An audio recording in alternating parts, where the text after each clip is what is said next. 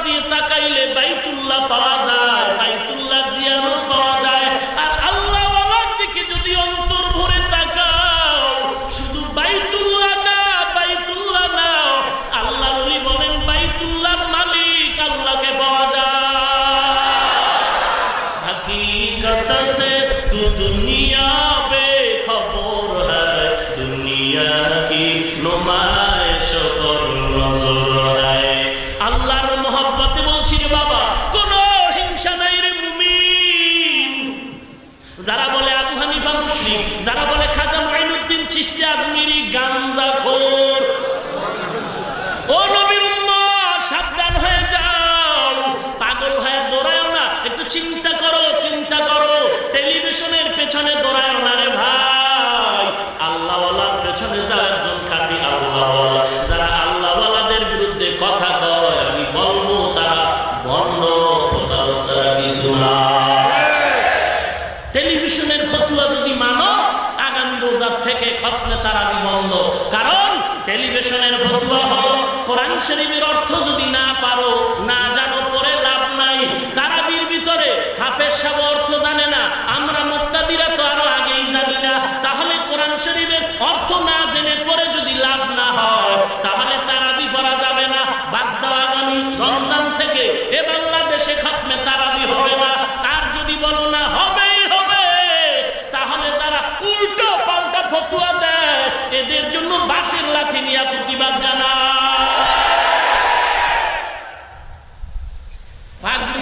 বুখারী পড়ানেওয়ালা, তাহাজ্জুদওয়ালা বুজুর্গর কথায় মজা নাই, তাইওয়ালার কথায় খুব মজা। কামার মাযহাব তাযহাব লাগে না। হোটেলে চোর ঢুকছে, চোর ধরা খাইছে, ওরে ভিডা পাবলিকের ভিডায় কি বিসমিল্লাহ লাগে? ম্যানেজার কয় আর মারিস না, আমার হাতে সুবর্দ কর। এইবার সোনারে কয় তাড়াতাড়ি তওবা নসিহত কর, তাড়াতাড়ি চলে যাও, পেছনে তাকাবি না, সামনে দৌড়। চোরাই কিছু দূর গিয়া পেছনে তাকাইলো, কিরে আবার তাকাইলি? কয় যাই, টাটা, জনমের মতো ভাগ। কিছুদিন পর তাকায় দেখে হোটেলে আবার চোরায় আসি।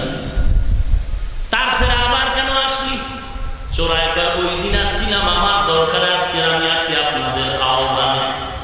আমাদের আহ্বান বলে পেছনে তাকাইতে নিষেধ, কিন্তু তাকাইলাম। তাকায় দেখছিলাম আপনার হোটেলের সাইনবোর্ডে লেখা ধন্যবাদ, আবার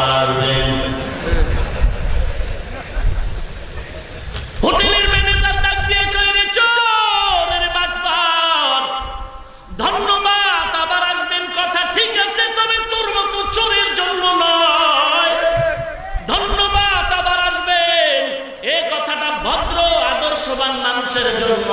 মাযহাব লাগবে না কথাটা তোমার মতো বাংলা বুখারী পড়নেওয়ালা পণ্ডিতের জন্য নয়।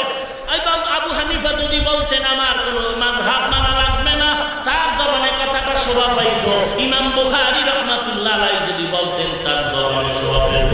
তুমি বাংলা বুখারী পড়ে পণ্ডিতি করলে এ কথা মেনে নেওয়া যায় না। ব্যাপার কি? হাতিয়ে ব্যাং দাঁড়ানো আছে, ব্যাং খালি লাথি মারে। কারে লাথি মারে? কে? ভাউয়া ব্যাং। ব্যাঙে হাতির লাথি মারে, ব্যাপার খুঁজে খুঁজে দেখে ব্যাঙের পাশার ভিতরে আইয়ুব খানের টাকা লাগে।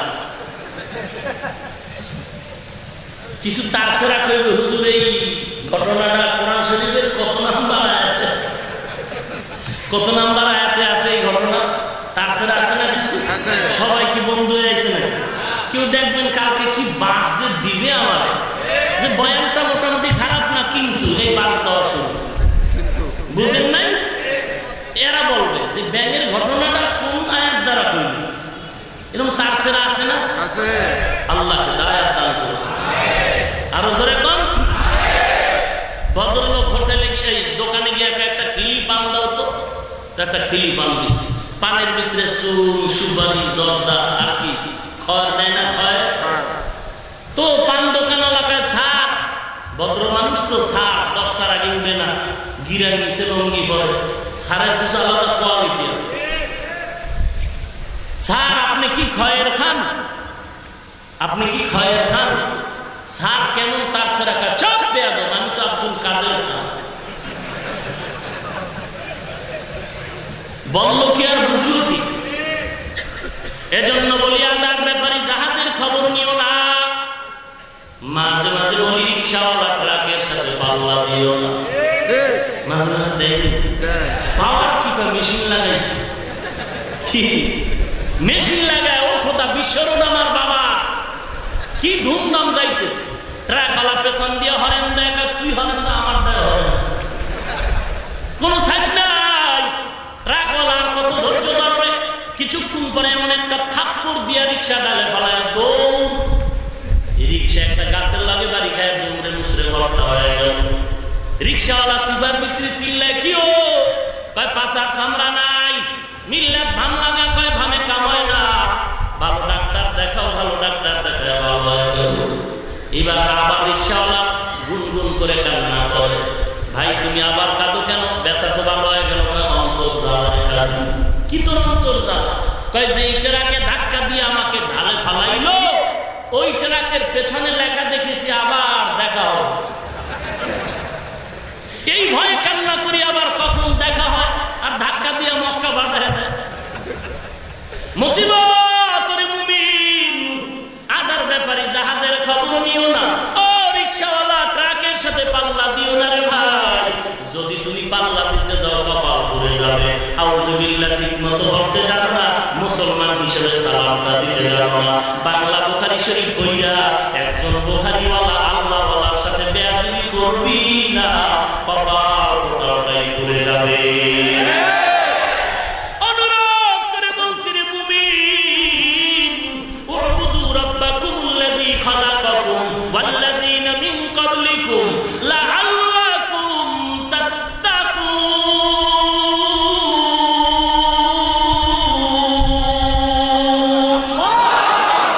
মায়ার নবী তাকওয়ার বয়ান করে বলেন, আত্তাকওয়া হাহুনা, আত্তাকওয়া হাহুনা, আত্তাকওয়া হাহুনা। তাকওয়া মানে আল্লাহর ভয়, খৌফ মানে আল্লাহর ভয়, খাশিয়াতুন মানে আল্লাহর ভয়। ব্যবধান আছে প্রত্যেকটার মাঝে মাঝে।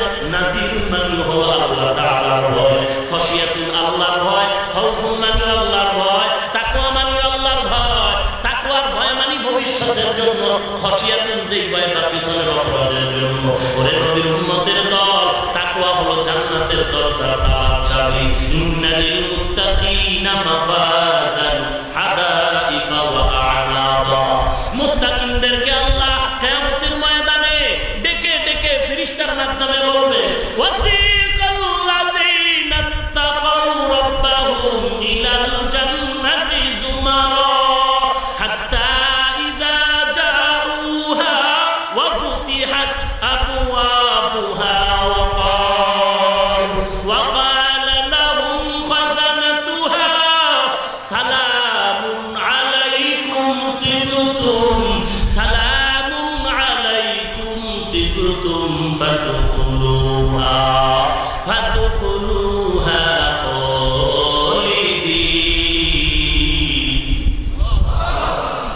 জান্নাতি মানুষগুলো তাকওয়া পাওয়ার নিয়ে জান্নাতে চলে যাবে, আর যারা গুনাহগার হয়ে কবরে যাবে, এ যুবক আল্লাহর গোলাম ও পর্দার অন্তরালের মা ও বৃদ্ধ বাবাজিরা, হিংসা নাই, দ্বন্দ্ব নাই, অনুরোধ করে বলছিলেন বাবা এ দুনিয়া কিছুই না, একদিন আগে পরে সকলের চলে যেতে হবে।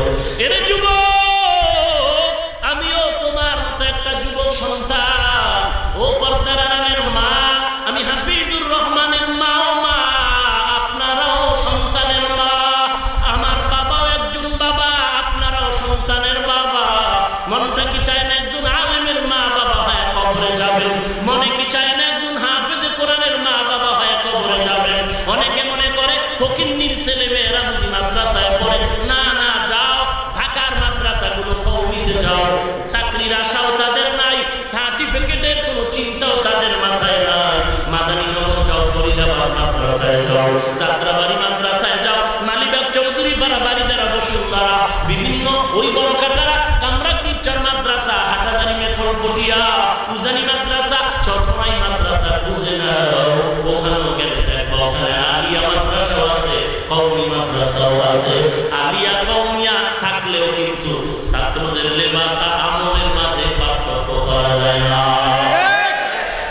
দারুন নাজাত আলিয়া মাদ্রাসা, ছাত্রদের চেহারার দিকে তাকাইলে সুন্নতের কমতি আছে বলে উপর থেকে বোঝার কোনো উপায় আছে? টুপি, দাড়ি, জামা, আলহামদুলিল্লাহ, সব যে খারাপ তা তো নয়। স্কুল খারাপ নয়, কলেজ খারাপ নয়, তোর চরিত্র খারাপ। তুই বদমাশি করলি কি জন্য স্কুল খারাপ হয়ে যাবে? শার্ট প্যান্ট পরে জুতা চুরি করছিস জন্য সব টাইওয়ালা, প্যান্টওয়ালা, শার্টওয়ালা জুতা চুরি। তো একজনে বোমাবাজি করলে সব হুজুর বোমাবাজ কথা বুঝতে না।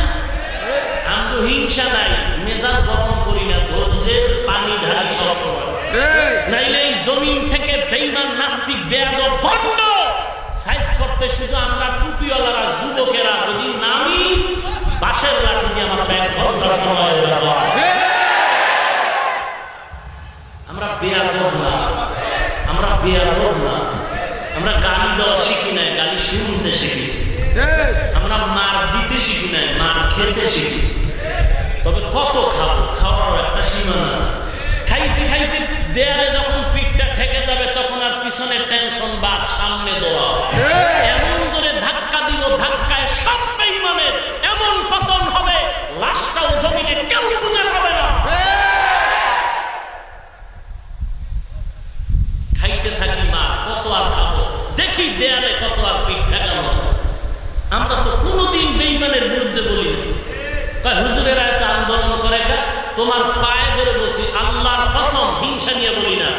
তোমাদের মতোই বাংলাদেশের কিছু নাস্তিকেরা, হুজুরেরা নামে নাই, নামে নাই, কেউ চায় নাই ময়দানে নামতে।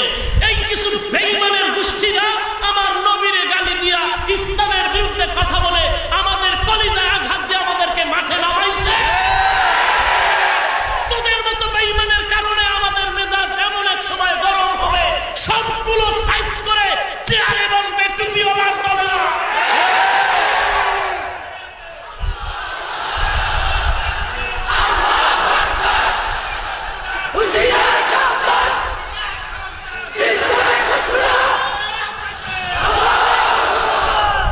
আমরা নামি নাই, আল্লাহর কসম নামি নাই, নামাইছে মুনাফিকেরা, নামাইছে নাস্তিকেরা, নামাইছে। নবীরে গালি দেওয়ার দরকার কি? তুই মরিচ দিয়ে খাবি খা, আমি ডিম দিয়ে খাই, খাই, সমস্যা কি? তোর মরিচে তুই ফোড়াবি, এটা আমার কি? আমি মরিচ দিয়ে খাই, আমি ফোড়াই, তুই চিল্লাও কেন? তোমার ধর্ম পালন করো, তোমার যা মনে চায় করো, ইসলামের বিরুদ্ধে কিছু বলো। দলের নেতারে গালি দিলে তুমি লাঠি মিছিল করো, বেয়া তুমি ক্ষমা চাই সবার কাছে। তোমার বিশ্বাসের বিরুদ্ধে বললে তোমার চান্দি করো। কেন? দল তোমাকে একটু সাহায্য করে, টাকা দেয়, পয়সা দেয়।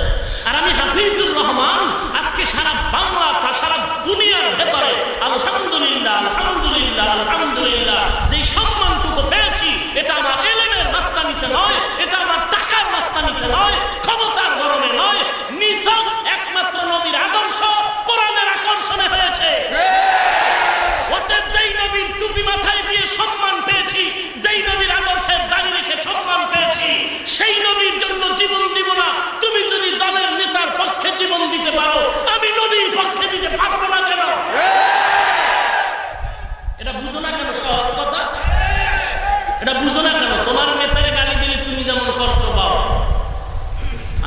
নবীরে গালি দিলেন, চুপ থাকবে না। কিভাবে ভাবো তোমার এই কে মাথা নষ্ট করছে বলো? জীব ব্যাপার। তোমার আব্বাকে গালি দিলে কষ্ট পাও, কিন্তু আমার আব্বারে গালি দিলে আমি কষ্ট পাইলেও কিছু বলবো না, ধৈর্য আছে। আমার মাকে গালি দিলেও কিচ্ছু বলবো না, ধৈর্য ধারণ করবো। কিন্তু নবীর ব্যাপারে কথা বললে 1 সেকেন্ডের জন্য চুপ করে থাকবো না, তখন ধৈর্যই হলো তোর বিরোধিতা করা। এটাই ধৈর্য। কান্নাহুম বুনিয়ানুন মারসুস, এটাই ধৈর্য। অনবরত চালায় যাওয়া, এটা ধৈর্যের পরিচয়। রাগ করলেন? দেখছেন নি, বারবার খালি ক্ষমাই চাই। এত ভাব ধরি, এরপরও টুপি পড়তে চাই। আর আমাকে কত গালি, কত গালি, কত গালি, এরপরও টুপি ফালাই না, দাড়ি ফালাই না, লম্বা জামা ফালাই না। ব্যাপার কি? সরকার আমাকে দাড়ি টুপির ভাড়া দেয়। জি দেয়। ওরে হাজার হাজার আলেম ভারতে ফাঁসির মঞ্চে চলে গেল এই দাড়ি টুপির কারণে। এত কষ্ট, এত কষ্টের পরেও দাড়ি ফালাই না, নামাজ ছাড়ি না। কেন? একমাত্র জাহান্নামের ভয়। কিসের ভয়ে? আল্লাহর ভয়। তাকওয়া, তাকওয়া, তাকওয়া, তাকওয়া অন্তরে ঢুকাইছি, জাহান্নামের আগুনের ভয়। ওরে নবীর উম্মতের দল, এমন একজন বুজুর্গের নাম আপনারা কেউ বলতে পারবেন যিনি তাহাজ্জুদ ছাড়া বুজুর্গ হয়ে গেছে? এমন একজন আল্লাহওয়ালার নাম আপনারা বলতে পারবেন না যিনি তাহাজ্জুদের নামাজে কান্না ছাড়া আল্লাহর ওলি হয়ে গেল? ওরে আল্লাহর গোলাম, সমস্ত ওলিদের জীবনী পড়ে দেখেন, কান্না আর কান্না আর কান্না। সাহাবায়ে কেরামরা 10 জন সাহাবা জান্নাতের টিকিট পাইলেন দুনিয়ায়, তারপর কান্না বন্ধ করেন। আবু বকরের ইতিহাস কান্না, ওমরের ইতিহাস কান্না, ওসমানের ইতিহাস কান্না, আবু আলীর ইতিহাস কান্না, আবু বকর সিদ্দিক রাদিয়াল্লাহু তাআলা আনহু। এক একটা যদি ইতিহাস বলা শুরু করি সারা রাত চলে যাবে, ইতিহাস বলে শেষ করা যাবে। আবু বকর সিদ্দিক রাদিয়াল্লাহু তাআলা আনহু নামাজে দাঁড়ায় দাঁড়ায় কান্না করতেছে। নামাজটা শেষ করার পর একজন সাহাবী অথবা আমার নবী জিজ্ঞেস করলেন, আবু নামাজের ভিতরে কান্না কেন? আবু বকর ডেকে বলেন, পয়গম্বর বা ও সাহাবী ভাই, নামাজের ভিতরে আমি কান্না করেছি, কোরআন শরীফের একটা আয়াত আমাকে কাঁদায় দিল। কেমন আয়াত আপনাকে কাঁদাইলো? আবু বকর সিদ্দিক রাদিয়াল্লাহু আনহু বলেন, ওই আয়াত পড়ে আমি কাঁদলাম। ইন্নাল্লাহা আশতারা মিনাল মুমিনিনা আনফুসাহুম ওয়া আমওয়ালাহুম বিআন্না লাহুম জান্নাহ। আয়াতের অর্থ হলো আল্লাহ তাআলা বলেন, আমি জান্নাত মুমিনের দিলাম, বিনিময়ে তার জান মাল কিনে নিলাম। সাহাবী ডেকে বলেন, আবু বকর, এটা তো বড় খুশির কথা। আল্লাহ জান্নাত নিলেন, জান্নাত দিয়া দিলেন, খুশি। এখানে তো কান্না করার কিছু নাই। আবু বকর চোখের পানি ছেড়ে বলে, রে ভাই, আমি আবু বকর কাপড়ের দোকান দেই। আজকে সকালবেলা একটা মহিলা আমার দোকানে আসলো। মহিলা দোকানে এসে বহুদিন আগে আমার দোকান থেকে একটা কাপড় নিয়ে আজ আমাকে ফেরত দিল, আর বললে আমার টাকা ফিরায় দাও। আমি কাপড়টা রেখে টাকা ফিরায় দিয়ে একটা প্রশ্ন করছিলাম, ও মা, তুমি আমার দোকানের কাপড় বহু আগে নেওয়ার পরে কেন ফেরত দিলা? আল্লাহর ভয় কাকে বলে, তাকওয়া কাকে বলে, ভালো করে শুনে নাও। মহিলা ডাক দিয়া কয়, রে ও আবু বকর, তোমার দোকানে কাপড় আমার পছন্দ হয় না। আবু বকর বলেন, আমার ওই সময় ভয় ঢুকে গেল। আল্লাহ তাআলা ঘোষণা করেছেন, ওরে মুমিন, তোর জান্নাত কিনে নিয়েছি, বিনিময়ে জান্নাত দিয়া দিলাম। হাসরের ময়দানে যখন আল্লাহর দরবারে দাঁড় করানো হবে, আল্লাহ তাআলা যদি আমি আবু বকরকে প্রশ্ন করেন, আবু বকর, আমার জান্নাত, তোর জান্নাত নিয়ে যা, জান্নাত আমার ফিরায় দে। আমি যদি বলি, আল্লাহ, তুমি আমার জান্নাত কেন ফিরায় চাও, জান্নাত ফিরায় দিতে চাও? আল্লাহ যদি বলে, আবু বকর, তুই যে জান্নাতের আশায় নামাজ পড়ছো আমার পছন্দ হয়, তুই যে জিকির করেছো আমার পছন্দ হয় নাই। ওরে আবু বকর, তুই যাকাত দিয়েছো পছন্দ হয় নাই, তুমি যে তাসবিহ পড়েছো আমার পছন্দ হয় নাই। অতএব তোমার জান্নাত ফিরায় না, আমার জান্নাত আমারে দিয়া দাও। আমি আবু বকরের তখন কি উপায়?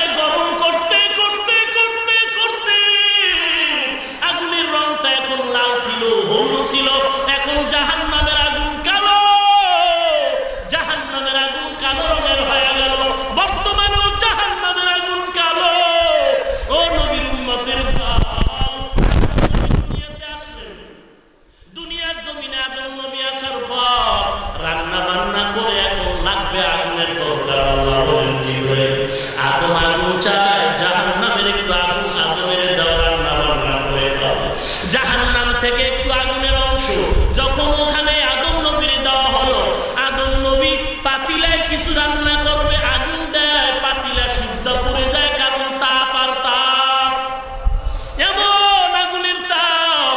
আল্লাহ বলেন তাহলে তুমি দৌড়াইয়া সমুদ্রের পানির মধ্যে জাহান্নামের আগুনটারে চুবানি দাও, 3 বার চুবাইতে থাকো, তাপ কমায় দাও। এই জাহান্নামের আগুনের তাপটা কমাইতে গিয়া ওই সমুদ্রের ভিতরে জিবরাইল আমিন 3 বার চুবাইলেন। শেষ পর্যন্ত আগুনের তাপ কমে কমে হলুদ রং হয়ে গেল। বর্তমানেও যাহা আমাদের দুনিয়ার আগুনের রং হলুদ, কিন্তু জাহান্নামের আগুন হলো কালো। ওই আগুনটা শেষ পর্যন্ত আদম নবীর দিয়া বাকি অংশ সমুদ্রে, কিছু অংশ পাথরে। এজন্য দেখবেন পাথরে পাথরে যদি বসা লাগায় আগুন জ্বলে। সমুদ্রের পানির দ্বারা কাপ্তাই থেকে পানির থেকে বিদ্যুৎ উৎপাদিত হয়, একমাত্র সেই আগুন।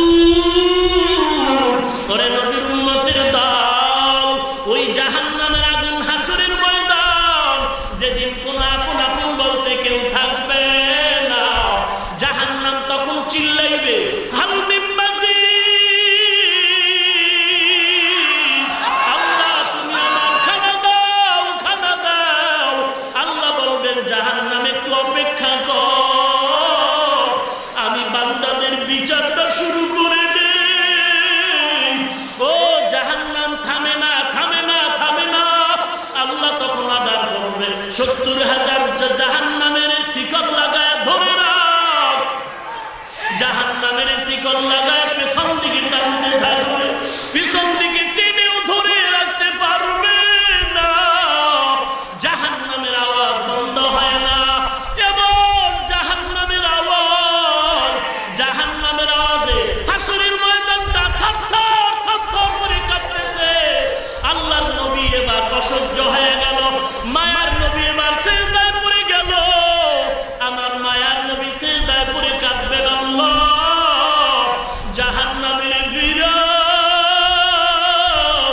আমার একটা উম্মত যেন জাহান্নামে না যায়, জাহান্নামের ফিরাও।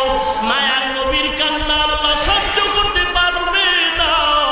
আল্লাহ বলবেন নবী আপনি কাঁদবেন না, দুনিয়াতে আপনারে কম কাঁদান কাঁদাই নাই, আমি আল্লাহ আপনাকে বাবা হারায় কাঁদাইলাম, দুনিয়াতে আপনার মাকে হারানোর পরে কাঁদাইলাম।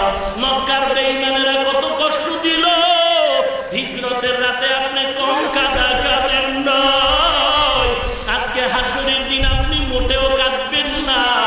আমি দুনিয়াতেই ওয়াদা দিছিলাম, ওয়ালা সাউফা ইউতিকা রাব্বুকা ফাতারদা, ও নবী আপনি মোটেও কাঁদবেন না। আমার নবী বলবেন আল্লাহ আমার উম্মতের বড় দুর্বল, গুনাহগার, জাহান্নামের আযাব সহ্য করতে পারবে না, ফিরাও। তখন আমার নবীর কান্না বন্ধ করার জন্য আল্লাহ তাআলা একটু কুদরতের হাত দ্বারা পানি দিয়ে বলবে ফেরেশতারা এই আমার পানিটুকু জাহান্নামের গায়ে ছিটায়া দাও। জাহান্নামের গায়ে পানিটা দেওয়া মাত্র জাহান্নামটা পেছনের দিকে দৌড়ায়া দৌড়ায়া চলে যাবে। ফেরেশতারা বলবেন আল্লাহ 70,000 শিকল লাগায়ও যে জাহান্নামের ধরে রাখতে পারি না, ওই জাহান্নামের আপনি সামান্য একটু পানি দেওয়া মাত্র পেছনে চলে গেল কেন? এটা কোন বরকতের পানি? এটা কি হাউজে কাউসারের পানি, নাকি আবে হায়াতের পানি, নাকি এটা জমজমের পানি রে আল্লাহ, নাকি এটা দুনিয়ার কোন সমুদ্রের পানি, নাকি এটা আসমানের পানি? আমার আল্লাহ বলবেন রে ফেরেশতা এই পানিটা আবে হায়াতের পানিও না, এই পানিটা হাউজে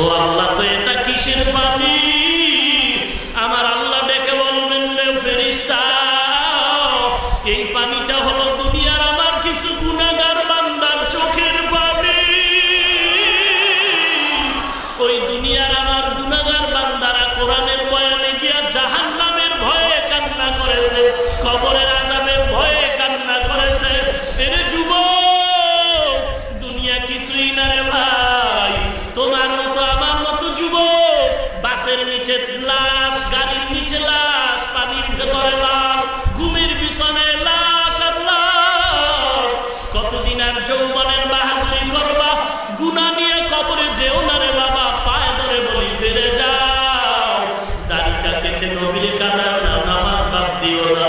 আল্লাহ ওয়ালার বন্ধু হয়ে যাও, মা বাবার খেদমত করো, পাড়া প্রতিবেশীর সাথে ভালো ব্যবহার করো, কারোর উপরে জুলুম করিও না রে মুমিন।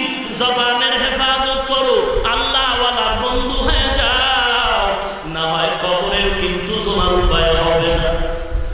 আল্লাহ তাআলা মানুষ বিশ্বাস করে না কবরে না যাও, মাঝে মাঝে আল্লাহ দেখায় দেয়, কত কবরে আগুন দেখা যায়, সাপ দেখা যায়, বিচ্ছু দেখা যায়।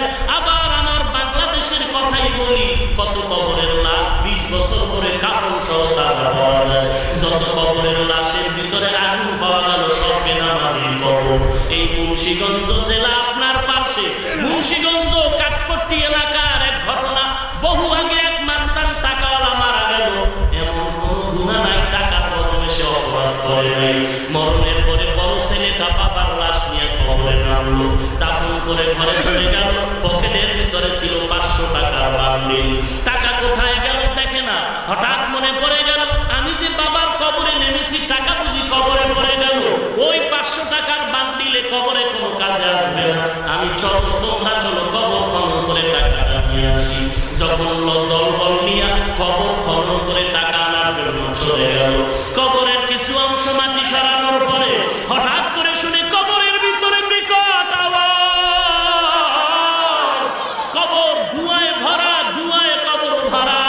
কেউ চিল্লায় বেহুশ হয়ে গেল, কেউ দৌড়ায় চলে গেল। আলেম ওলামা এনে যখন ডাকা হলো, দোয়াটা পড়ার পরে ধোঁয়াটা কমে গেল। তাকায় দেখে বাবার জিহ্বাটা নাভি পর্যন্ত টেনে নামানো, আর কবরের ভিতরে শুধু আযাবের আওয়াজ। ওরে নবীর উম্মতের দল, ওই কবরের দুই পাশের মাটির চাপ সহ্য করতে পারবি না রে মুমিন। অতএব পায়ে হাত রেখে বলবো, মা বোনেরা, পর্দা করো, স্বামীর খেদমত করো, হালাল খাও, ছেলে সন্তানগুলো কোরআন পড়ানেওয়ালা বানাও। ও বাবাজি, নিজেও কোরআন পড়ো। এরে যুবক, দাড়িটা লম্বা করো, 5 ওয়াক্ত নামাজ পড়ো।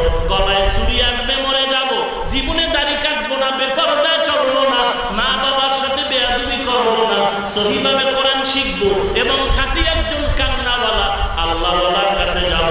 যেই দরবারে গেলে দেখবা বেনামাজি নামাজি হয়, যেই পীরের দরবারে গেলে দেখবা বেপরদাওয়ালা পর্দাওয়ালা হয়, বুঝবা ওই দরবার ভালো, পীরও ভালো, তার কাছে যাও। কিন্তু যেই দরবারে গেলে দেখবা মানুষের আগেও নামাজ পড়ে না, এখনো পড়ে না, আগেও বিড়ি টানতো, এখনো টানে, আগেও বেপরদায় চলতো, পীরের দরবারে গিয়েও বেপরদায় চলে। আর তোমার তদন্তের দরকার নাই, ওই পীর ভণ্ড, দরবারটাও ভণ্ড। এমন দরবারে যাও না, খাঁটি আল্লাহওয়ালার দরবারে যাও, যাদের বয়ান শুনলে কান্না আসে, আমল ভালো হয়, এমন একজন আল্লাহওয়ালার দরবারে যাও। পাক্কা ওয়াদা করো, পাক্কা নিয়ত করো তওবার জন্য। আল্লাহকে দিলটা ঘুরায় বলো, আল্লাহ, জীবনে নামাজ ছাড়বো না, বেপরদায় চলবো না, দাড়ি কাটবো না, 5 ওয়াক্ত নামাজ পড়বো, মা বাবার খেদমত করবো, আল্লাহওয়ালার বন্ধু হব, আমি সহিভাবে কোরআনটারে পড়বো। আল্লাহ তুমি মাফ করে দাও, আমি তওবার জন্য তৈরি হয়ে গেলাম। অন্তর যদি ভালো থাকে, মুনাফিকি না থাকে, খাঁটি নিয়তে দুটো হাত আমার আল্লাহকে দেখায় দাও। আয় আল্লাহ, সকলের হাতগুলো কবুল করে নেন, দাড়িওয়ালা 5 ওয়াক্ত নামাজি বানায় দেন, ঈমান আমল মজবুত করে দেন আল্লাহ। আয় আল্লাহ, মুসিবত থেকে হেফাজত করেন আল্লাহ, তওবা কবুল করে নেন, তওবার উপরে মজবুত হয়ে চলার তৌফিক দান করেন আল্লাহ। আয় আল্লাহ, আপনার খাঁটি বুজুর্গের বন্ধু বানায় দেন। আয় আল্লাহ তাআলা, জবান হেফাজত করার তৌফিক দান করেন। আয় আল্লাহ তাআলা, গুনার প্রতি ঘৃণা জমায় দেন, নবীর সুন্নতের আমলওয়ালা আশিক বানায় দেন। আমিন। আলহামদুলিল্লাহি রাব্বিল আলামিন, والصلاة والسلام على سيد الأنبياء والمرسلين وعلى